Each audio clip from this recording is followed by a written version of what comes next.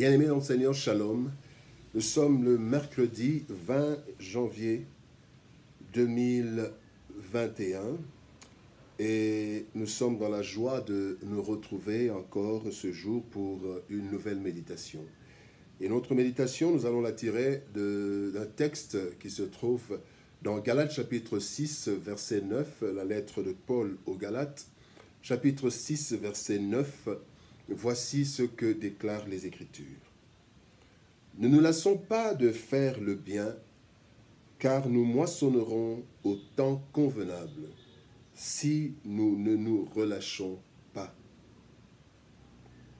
La moisson du bien.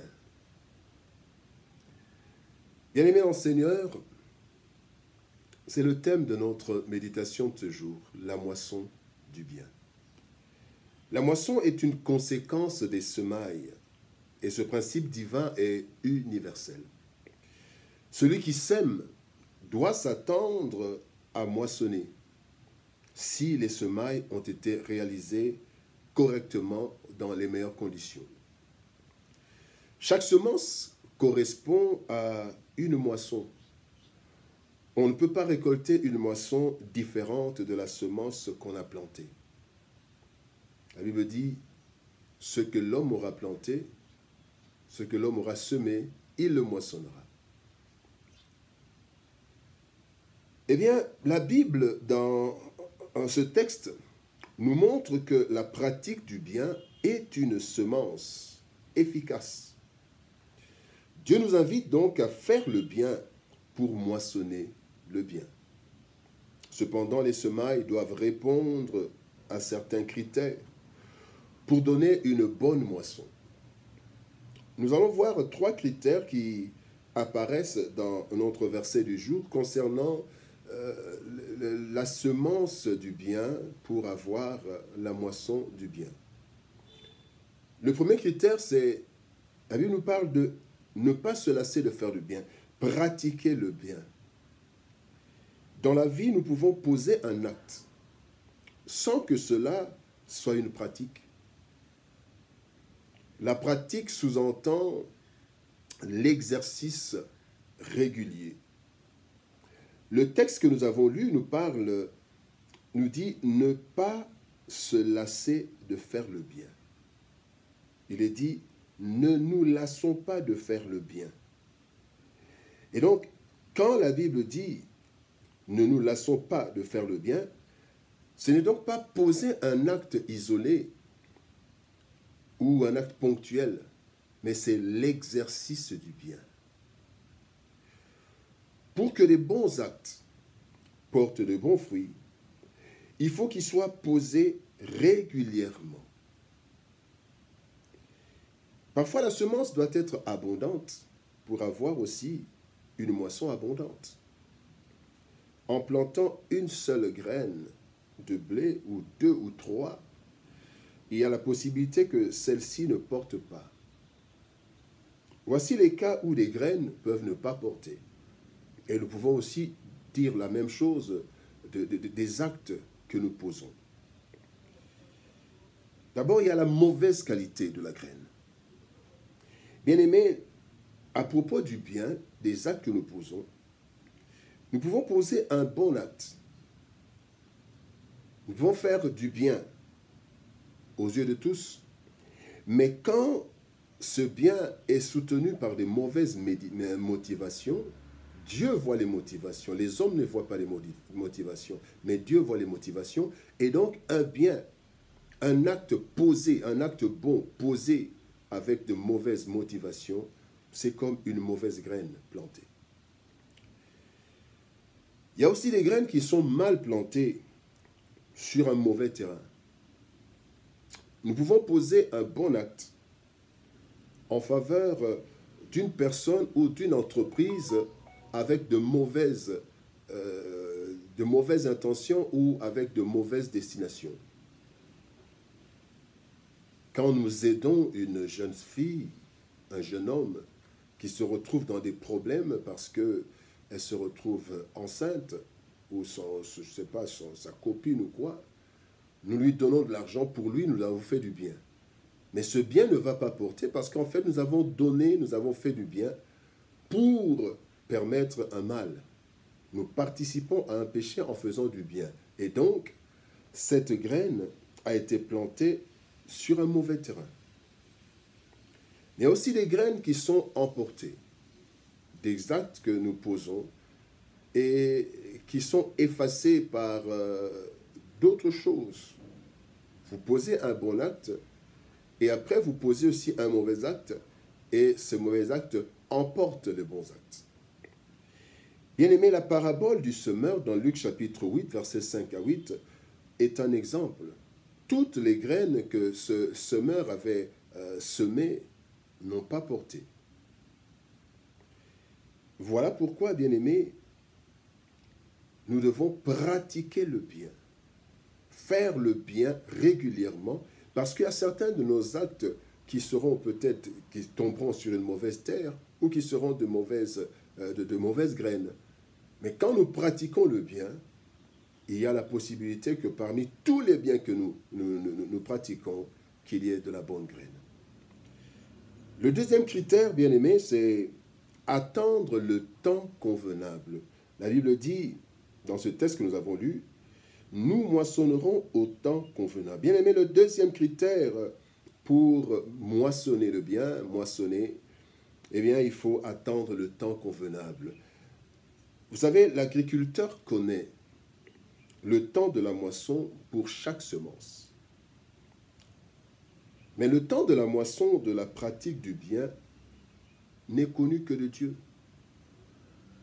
Je ne suis pas agriculteur, mais les agriculteurs savent que quand vous plantez du blé, après autant de mois, vous pouvez avoir la moisson. Quand vous plantez du maïs ou quoi, après tel du manioc. Donc chaque plante a en fait son temps pour arriver à la moisson, mais pas le bien. Voilà pourquoi la Bible dit que nous devons attendre le temps convenable. Et le temps convenable, il n'y a que Dieu qui le connaît.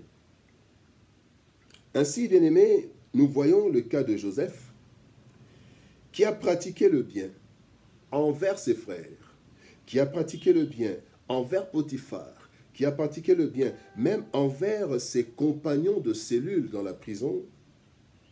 Mais bien-aimé, à chaque fois, il a récolté en retour direct de l'ingratitude, jusqu'au jour convenable, où le maître de la moisson s'est souvenu du bien de Joseph envers ses frères, du bien de Joseph envers Potiphar et du bien de Joseph envers ses compagnons de cellule. Et ici, nous citons seulement cela, mais il y avait aussi beaucoup d'autres choses, certainement.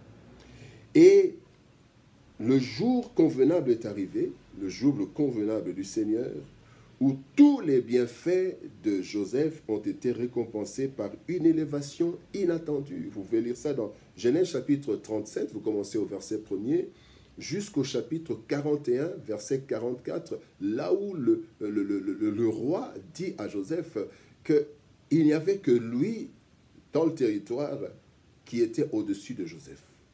Quelle élévation! Bien-aimé, la moisson du bien est aussi inattendue. Inattendue. Ne faisons pas le bien en attendant un retour immédiat bien calculé. Je fais ceci, je calcule. Non, faisons le bien. C'est Dieu qui connaît le moment convenable, et cela pour chacun de ceux qui pratiquent le bien. Le troisième critère pour une bonne moisson, c'est ne pas se relâcher. Il est dit, ne nous lassons pas de faire le bien, car nous moissonnerons au temps convenable si nous ne nous relâchons pas. Bien-aimés, ne pas se relâcher. La Bible dit dans Proverbes chapitre 18, verset 9, « Celui qui se relâche de son travail est frère de celui qui détruit. » Bien-aimé, se relâcher dans la pratique du bien peut anéantir le compte des bienfaits en notre faveur. Voici les choses qui découragent et qui risquent de nous amener au relâchement. Il y a l'ingratitude de ceux à qui on fait du bien. L'ingratitude. Il y a la jalousie qui naît dans certaines personnes à cause de nos bons actes. Vous voyez les frères de Joseph. Et il y a aussi les mauvaises langues qui découragent les bonnes intentions. Toutes ces choses peuvent nous conduire à un relâchement, mais nous ne devons pas le faire. Le bien que nous faisons ne doit ni dépendre des réactions des autres, ni de nos calculs. Mais c'est le résultat d'un cœur attaché à Dieu, qui veut que nous soyons des canaux de bénédiction pour les autres, quelles que soient leurs attitudes.